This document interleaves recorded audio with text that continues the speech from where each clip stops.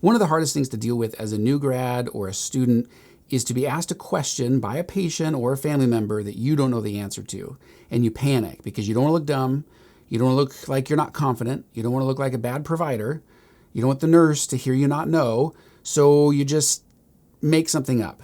That is a rough choice. That leads to overconfidence, which is going to interfere with your learning. When people are thinking about how they're going to look, I'm going to look stupid, I'm going to feel dumb, that's focusing on yourself. I get it, but when you respond, your outward response needs to have the patient as the priority, not as yourself. So let's get into that in today's 3-Minute Thursday.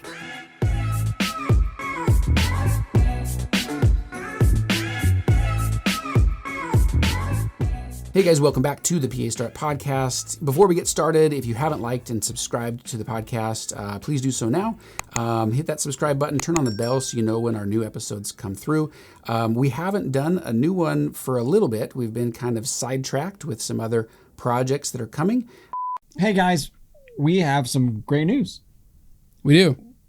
If you guys have seen any of our old episodes, we used to have buckets that we sat on. Yeah, it's true. And then we joked about getting sponsored by Tidy Cats, which was the bucket. We actually have a sponsor though now. VesselHarvest.com. VesselHarvest.com is our sponsor. And we know them and we've built a really great relationship with them because we are them. That's us. We sponsored ourselves, guys. How great is that? We have a jacket. It's real. We've got a sign on the wall. Yeah. Yeah, it's official. It's so official. It is. They spent a lot of time and energy and, money. We had lots of meetings to talk about, aligning our goals. It was easy at the end of the day. A lot of like-minded people in the room.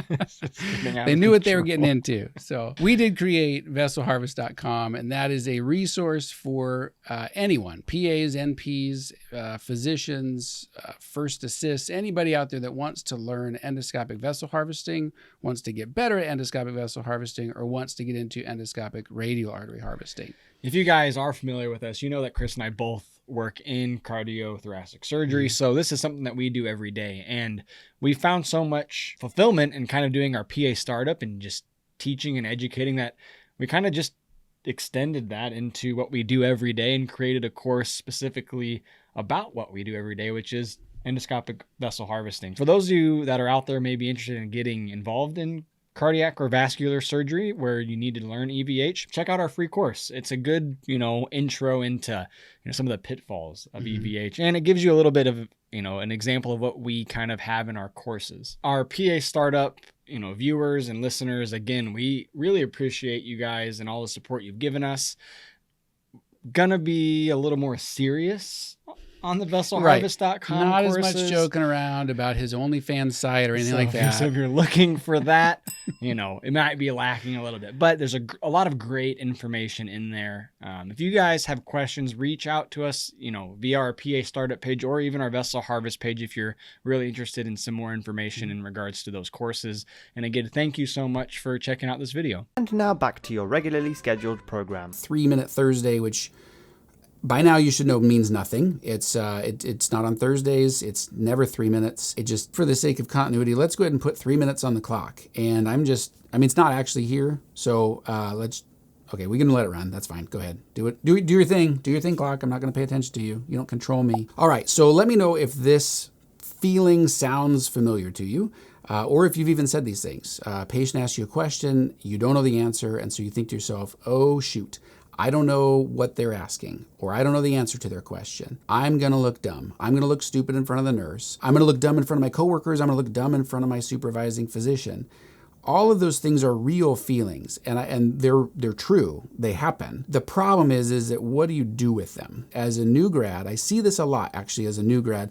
Students are kind of used to not having the answers because you're learning. That's the whole point of school, is to go through, rotations and things and learn on the job, and you learn from your mistakes and you learn from seeing things. So it's normal. But when you graduate, you think, well, now I'm hired and I need to know all the answers to everything. Well, that's impossible because PA school is very broad, and your job, regardless of what it is, whether it's family practice or it's inpatient internal medicine or it's surgery, it's going to go way deeper than we ever went in school. So you're not going to have the answers. And in fact, I always tell people the learning actually begins at graduation, which you're probably like, oh gosh, I've already been studying for years. Why do I have to keep studying? Because it matters. Because now we're putting the book knowledge to the patients, which we started to do in rotations, but now it really matters because these are your patients and you need to learn, you need to read, you need to grow. So for example, let's pretend your grandma's in the hospital and the new grad PA comes in to round on her for the day. And she says, excuse me, could you tell me why do I have heart failure? And the new grad panics. You can see it in their eyes, okay? So there's two options here. One, that PA could be like, well, I mean, there's like valve things that can happen, or there's AFib, or there's like coronary disease, there's like atrial septal defect, there's a ventricular septal defect. They start like rambling off on these words that they remember, but it's not actually answering the question. What specifically does she have that's causing it? And the PA might know that they just had bypass surgery. Well, likely that's the reason they have heart failure, but I don't know. There could be a lot of details. What they should do though is put the patient first and say, you know what? I'm fairly new around here, and that's an excellent question. I don't want to tell you the wrong thing and lead you astray, so let me go find out, and I'll be right back. Or they might say, I can't answer that for you because I'm fairly new, and I need to go find someone that can answer that for you. So let me send them in. I just don't want to confuse you. I don't want to lead you astray, and I don't want to guess. And that's totally fine. I have found in my experience that when you're sincere with patients, because there's a difference between honesty and sincerity. Honesty is, I have no idea what's wrong with you, and you might die from this. That is honest. It's not helpful though. So if you're sincere and you say, you know what, I'm not entirely sure, but I want to find out for you and we can learn together, patients are like, they're reassured by that. Where I would think that they would say, oh, that guy didn't know anything. No, you were humble enough to say, I don't know, but let me find out because that's a great question. You validated them. You admitted that you didn't know, you didn't make something up, and then you're going to go find the answer. Now, find the answer and come back or send someone in to answer the question for them. One thing we see a lot is path reports. So we'll do a surgery on somebody that we don't know what's going on with them.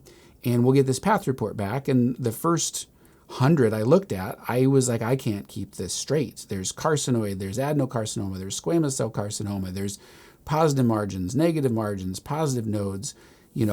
There's all kinds of descriptions that kind of go into the comment section of the path report. I was overwhelmed. And so a couple times people said, oh, has the path report come back? And I was like, well, let's just check that out. I log right into the computer and I pull it up and I see a bunch of words that I don't understand. That sucks. In that case, I have two choices. One, I could click out of that and say, I've got to move on. I'll send someone else in. What sort of confidence does that inspire in the patient? I mean, they're going to be scared to death anyways, but that doesn't help. That's just adding to the stress level. But if you say, I tell you what, let me find someone that can answer that question for you, quickly, hopefully. Better than that would be to look at the path report before you even go in the room. So I've actually found that sincerity is the best thing to do really across the board. And, validating people's concerns. There can be patients that are super angry, or family members that are super angry because they're under stress. They're worn out from not sleeping very well. Maybe they're running back and forth to the hospital. But regardless, there's a lot of anxiety in the hospital, and so people are fired up. And I found that when I used to try to patch holes or like reassure or make stuff up, it didn't go well. But when I would be sincere and I'd say, I totally get why you're saying that. I don't blame you for feeling that way. I can completely understand how that would make you feel that way. Those types of comments is putting them first. Yes, you are right to feel this way. Yes, you are validated. Yes, I hear what you're saying, even if what they're saying is completely wrong. Like with all this COVID stuff, it's been, I told them they shouldn't get the vaccine. I told them that they should take elderberry drops or, whatever. And I'm not siding with any side. Anybody that says that stuff to me, whether I agree with it or not, I'll say, I've heard a lot of crazy things. Or maybe that's not the you're crazy. Instead, I should say, I've heard a lot of different takes on it, and it's really hard to know who to believe. You validated what they're saying. You didn't say that they were right, but you said, yeah, sure. I'll give you that. Definitely. That is hard for people to understand. That sincerity level will kind of bring down the intensity. And I have yet to have a patient that they can be as fired up as they want to be, And I can usually calm them down with just being sincere and compassionate with them. Yeah, I get it. I get it. Our diet's hard to get under control. I get it. Cigarettes are really hard to quit. I get it. Taking a break from work to go smoke is sometimes a nice little break. I get it. I totally understand. And that's true. But if you can validate or at least kind of reassure with some of the things that you're saying, you can, as a new grad, buy a little time to say, I get why you're feeling this way. Let me go find out. And then you appeal to a higher power, whether that's a more experienced PA or the doctor that you work with or a nurse that's very experienced, whatever it might be, giving them, hey, I see what you're saying. I don't want to lead you astray because I care about you. So let me go find somebody. That has calmed everybody down that I've ever had a problem with the exception of some psych patients. And that's just the nature of psych. So, just be ready to kind of duck and roll. And they're not always aggressive, but they can be. Never been hit. Not yet. Haven't got me, guys. Keep coming, though. So the bottom line is be really careful with overconfidence or feeling the need to be confident or overconfident. It's okay to feel a little insecure as a new grad, as a student. Students, this is part of it. Like, this is kind of how we learn, is like, oh my goodness, I don't feel like I should be doing this. Now I'm doing this. Okay, great. But as a new grad, you are not expected to have all the answers. You need to keep learning. You need to keep growing. You need to take these encounters and kind of store them in your brain for next time that this happens. Go research that path report. Go research heart failure. Figure out how to put the pieces in the chart together with the diagnosis so that you can explain it to somebody. But all of these things are part of the learning process as a new grad, and I promise you, it will serve you well to always think of like, what will the patient need, not what do I need? If we can put our own needs second or third or fifth or last and just put the patient's needs first, you will always make the right choice. Thank you guys so much for watching. Don't forget to hit that subscribe button. Give us a thumbs up. Leave us a comment below. We love reading through the comments. We love to interact with people. So thank you so much for watching. We'll catch you next time.